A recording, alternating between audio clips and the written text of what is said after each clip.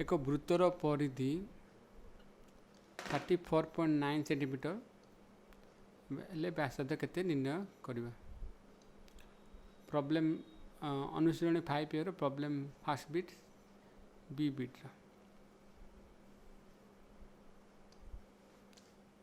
एठे दत्त अछि एक वृत्तर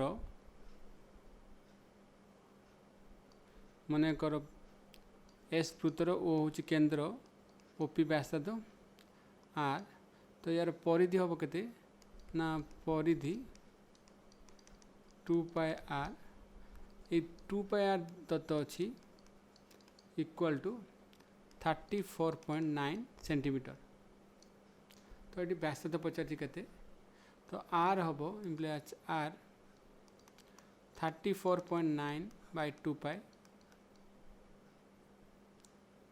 पार मूल्य गिवन अच्छी 3.14 1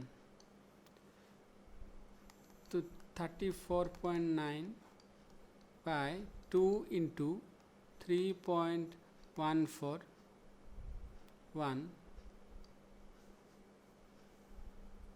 अतएव यहाँ सरल कले आम पाइबा